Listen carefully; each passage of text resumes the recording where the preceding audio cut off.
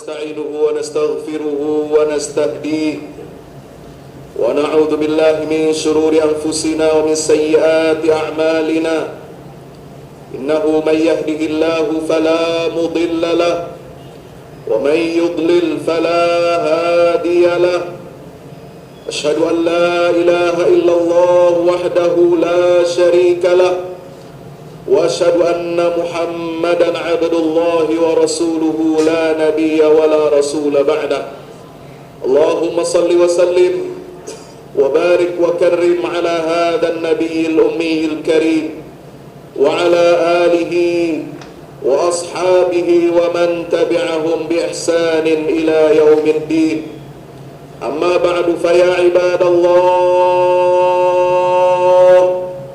أوصي نفسي وإياكم بتقوى الله اتقوا الله حق تقاته ولا تموتن إلا وأنتم مسلمون. Hadirin ma'asyiral muslimin, jamaah Jumat yang insyaallah mudah-mudahan kita senantiasa diberkahi dan dirahmati oleh Allah Subhanahu wa ta'ala. Syukur alhamdulillah, marilah senantiasa kita panjatkan kehadirat Allah Jalla Jalaluhu Subhanahu wa ta'ala. Mudah-mudahan dengan kita senantiasa berzikir kepada Allah, senantiasa kita sibukkan diri kita untuk mengingat Allah, senantiasa kita sibukkan hati kita, fikiran kita untuk bertafakkur terhadap ciptaan Allah Subhanahu wa ta'ala dan mempelajari agamanya. Insyaallah mudah-mudahan kita akan selamat di dunia sampai di akhirat nanti, amin ya rabbal alamin. Salawat dan salam tak lupa mari kita sampaikan kepada junjungan kita baginda Rasulullah Muhammad sallallahu alaihi wasallam serta seluruh keluarga dan para sahabatnya. Mudah-mudahan tercurah limpahkan untuk kita semua pengikutnya hingga yaumil qiyamah. Ma'asyiral muslimin yang dimuliakan Allah Subhanahu wa ta'ala, kesempatan khutbah yang singkat ini mari kita gunakan dengan sebaik-baiknya.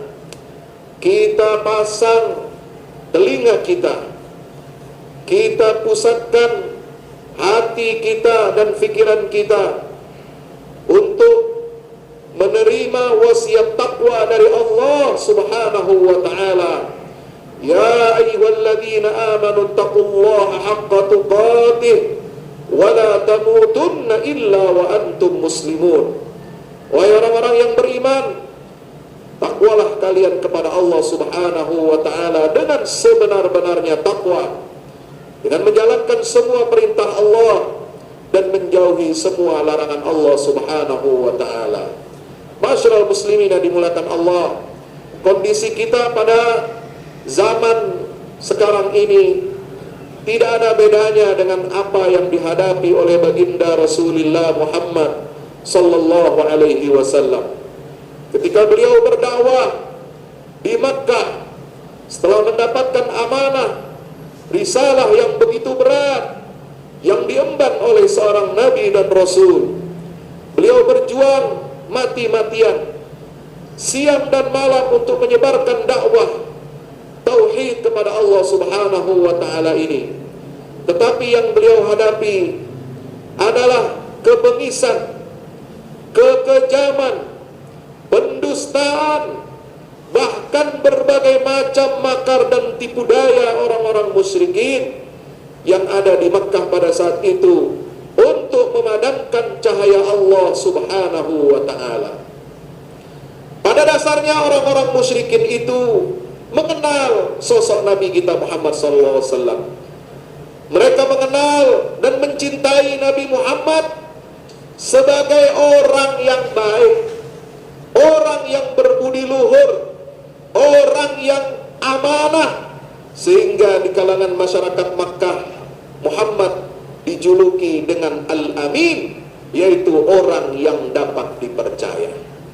Apa pelajaran yang bisa kita ambil dari kepercayaan orang-orang musyrikin itu? Tapi setelah Nabi Muhammad SAW mengumumkan dan menyampaikan risalah Allah, bahwa dia adalah Nabi dan Rasul yang diutus untuk memberikan peringatan, untuk memberikan kabar gembira kepada seluruh umat manusia, maka sontak berbalik sikap kaum musyrikin yang tadinya mencintai Muhammad Al-Amin, yang tadinya menghormati Muhammad Al-Amin, yang tadinya menghargai dan menjunjung tinggi kemuliaan akhlak Nabi Muhammad SAW. Setelah itu beliau menjadi musuh nomor satu orang-orang musyrikin Quraisy. Apa pelajarannya? Bahwa masyarakat jahiliyah sekalipun mereka senang, mereka suka dengan orang soleh. Orang soleh, orang baik, orang yang jujur, orang yang amanah pasti disenangi oleh orang banyak. Kalau ada pedagang jujur, pasti dia disukai.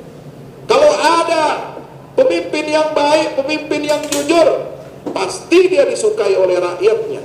Tapi ketika Muhammad yang soleh itu berupaya untuk memperbaiki rakyatnya, berupaya untuk amar ma'ruf dan nahi mungkar, berupaya untuk memberikan kabar gembira sekaligus peringatan dari Allah Subhanahu wa Ta'ala untuk mengubah jalan manusia yang tadinya tunduk kepada sistem yang dibuat oleh manusia, menjadi hamba yang tunduk kepada semua perintah-perintah Allah Subhanahu wa Ta'ala. Yang tadinya mereka tunduk kepada kesenangan-kesenangan dunia, tapi kemudian kesenangan dunia yang diraih dengan cara-cara yang tidak halal, dengan cara-cara yang mungkar, lalu diberikan peringatan oleh Nabi kita Muhammad SAW. Ingin diperbaiki akhlak mereka, ingin dirubah cara hidup mereka, ingin dirubah mindset cara berpikir orang-orang musyrikin Quraisy. Apa yang terjadi? Maka yang tadinya Muhammad itu sebagai Al-Amin, orang yang dipercaya, orang yang dicintai dan disenangi, mendadak mereka memusuhi Muhammad sallallahu alaihi wasallam. Menjadi orang soleh saja nggak cukup. Allah ingin kita bukan hanya menjadi orang soleh, orang yang baik, orang yang rajin sholat, rajin ibadah, rajin baca Quran, rajin berzikir, kita menjaga amanah, kita jujur, tidak cukup.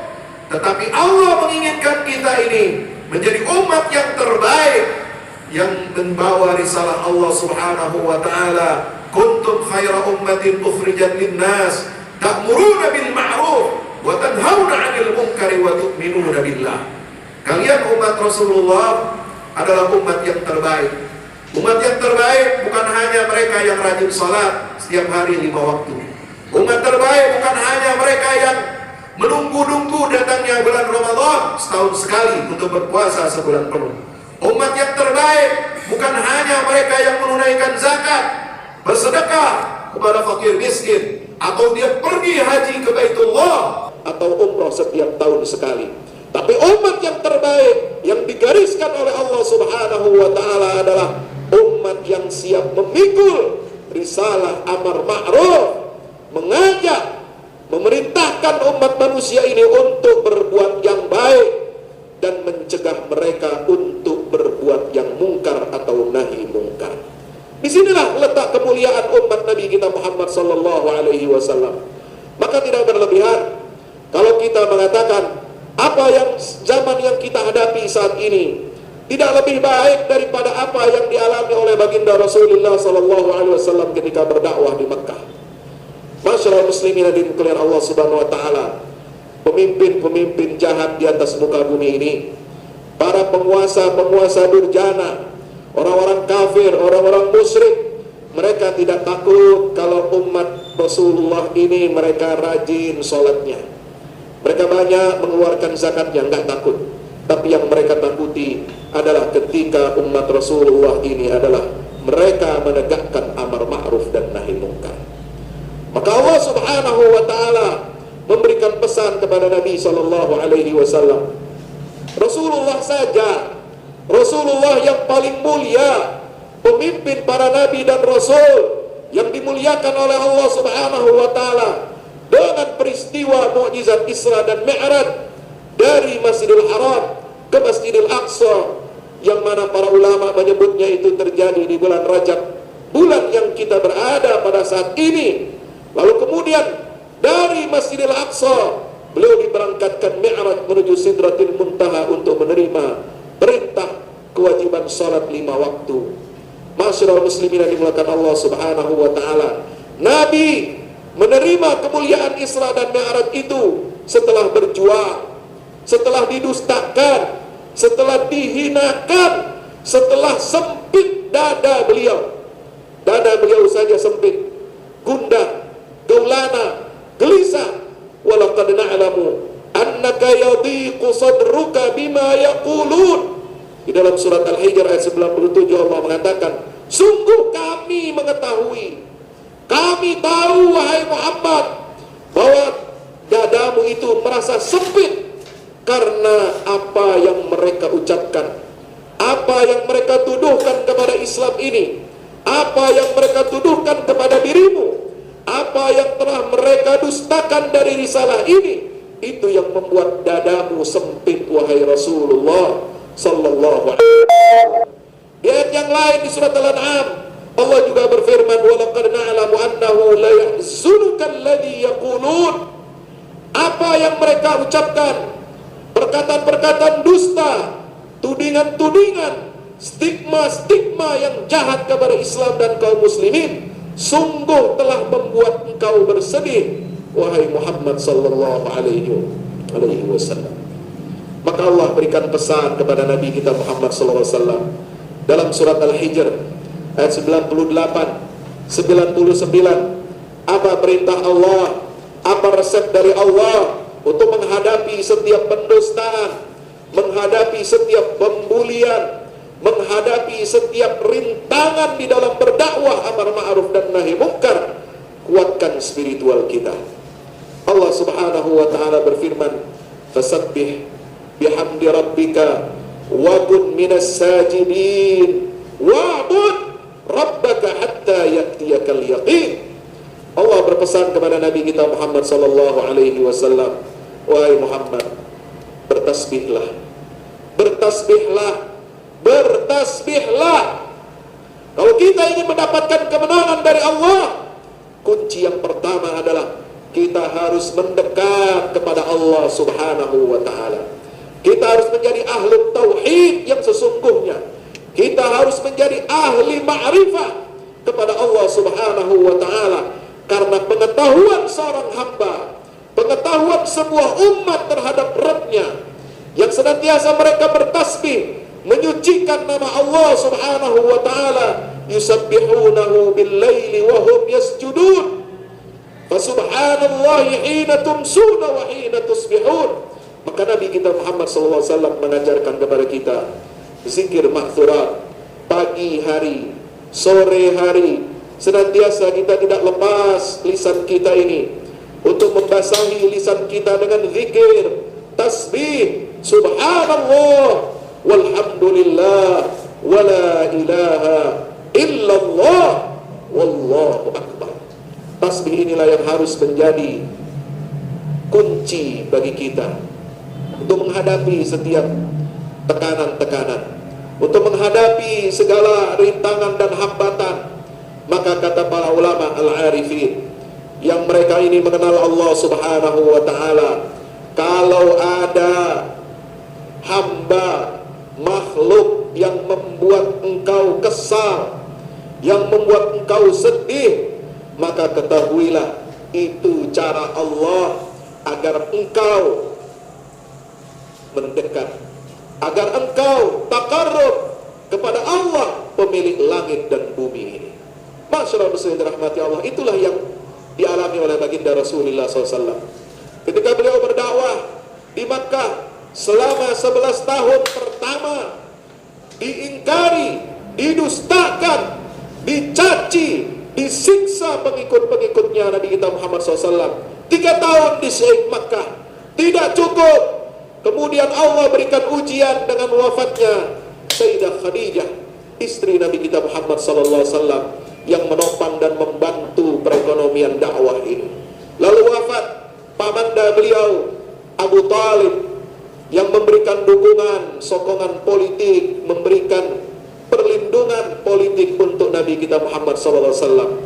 Dua tulang punggung dakwah ini, yang satu menyokong secara ekonomi, dan yang kedua memberikan perlindungan sosial politik kepada Nabi Muhammad, sehingga Nabi Muhammad tidak bisa disentuh, walaupun ujung rambutnya tidak ada yang berani menyentuh Nabi kita Muhammad SAW.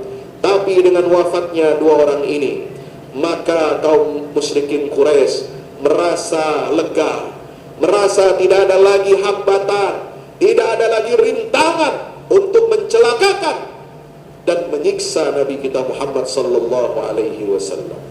Masyarakat yang dirahmati Allah, tidak cukup beliau diuji dengan pembantaian umatnya selama 3 tahun di Syekh Makkah, tidak cukup dengan wafatnya Khadijah dan Abu Talib, tetapi juga Allah menguji Nabi kita Muhammad SAW dengan berdakwah di Taif.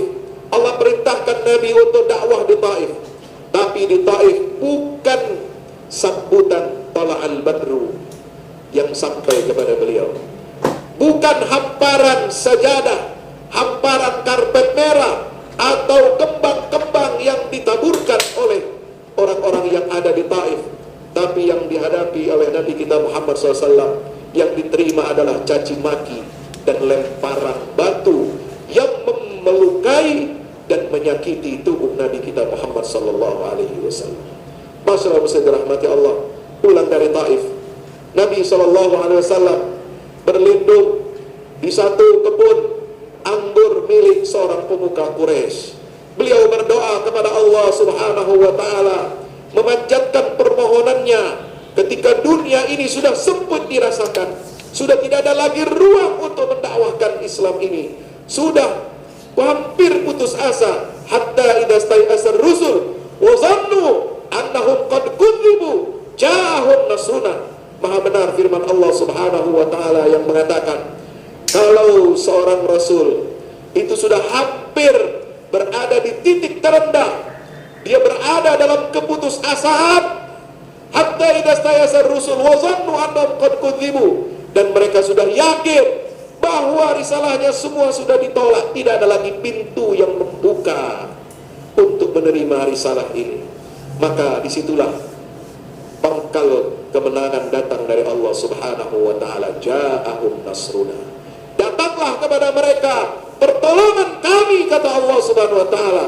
Jadi pertolongan dari Allah tidak didapat dengan santai, tidak diperoleh dengan kerja yang ringan, tidak didapatkan dengan hal-hal yang nikmat, yang menyenangkan, tetapi itu semua pertolongan Allah itu akan diturunkan oleh Allah, akan diberikan kepada kaum muslimin setelah mereka lulus dalam ujian-ujian keimanan. Ahasiban nasu ayyutraku ayyaqulu amanna wa hum la yuftanun. Apakah manusia itu menyangka bahwa mereka akan dibiarkan begitu saja bisa mengatakan kami beriman kepada Allah, tapi mereka tidak diuji dalam imannya? Tidak mungkin.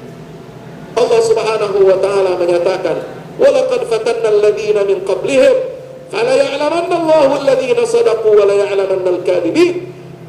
Umat-umat sebelum mereka sudah kami uji, dan kini giliran kita, umat Nabi kita Muhammad sallallahu alaihi wasallam, yang diuji oleh Allah Subhanahu wa Ta'ala. Untuk apa? Untuk Allah memilah dan memilih, menyeleksi mana umat yang benar dalam keimanannya, jujur dalam iman dan Islamnya, dan mana yang dusta dalam keimanannya. Masyaallah muslim dirahmati Allah. Maka itulah, mari kita senantiasa mendekatkan diri kita kepada Allah Subhanahu wa Ta'ala, menghadapi badai fitnah di akhir zaman. Islamofobia marak luar biasa, bukan di negeri yang minoritas muslim, tetapi di negeri kita yang mayoritas beragama Islam. Justru banyak mulut-mulut, pikiran, tulisan, opini yang disebarkan untuk menyerang Islam dan kaum muslimin, memfitnah umat Islam, memfitnah agama Islam, maka satu-satunya cara bagi kita menghadapi fitnah ini adalah dengan mengikuti contoh tauladan baginda Rasulullah sallallahu alaihi wasallam. Pertolongan itu akan diperoleh manakala kita kembali kepada Allah, karena memang itulah tujuan Allah memberikan ujian yang berat kepada kita umat Rasulullah SAW. Ingat apa yang disampaikan oleh para ulama-ulama dahulu kita, ketika umat Islam, dunia Islam ini dikepung dari berbagai penjuru. Mongol dari timur menggulung kekuasaan Islam di timur, di Baghdad. Barat mengerahkan pasukan salibnya untuk menghancurkan umat Islam. Dari timur dan dari barat kita dikepung.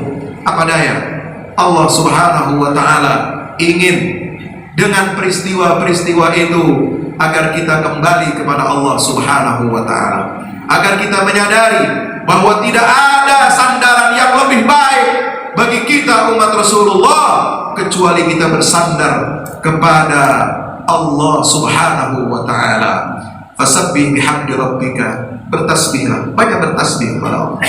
Wa kun minas sajidin, jadilah orang-orang yang betul-betul bersujud kepada Allah subhanahu wa ta'ala. Wa'bud rabbaka hatta ya'tiyakal yaqin, dan sembahlah Tuhanmu sampai maut atau ajal menjemput kamu. Maksudnya saya dirahmati Allah, mudah-mudahan dengan peristiwa Isra Mi'raj yang kita pelajari hikmahnya, kita ambil semangat juang Nabi kita Muhammad SAW, Allah berikan kemenangan kepada Rasulullah. Setelah peristiwa Isra dan Mi'raj itu, Allah berikan kemenangan-kemenangan kepada Nabi kita Muhammad SAW. Mudah-mudahan umat Islam dapat mengambil pelajaran dari sirah perjuangan dakwah Nabi kita Muhammad SAW untuk menghadapi fitnah-fitnah di akhir zaman ini. Barakallahu li wa lakum fil Qur'anil azim, wa nafa'ani wa iyyakum bima fihi minal ayati wa dzikril hakim. Aqulu qawli hadza fastaghfiruhu innahu huwal ghafurur rahim.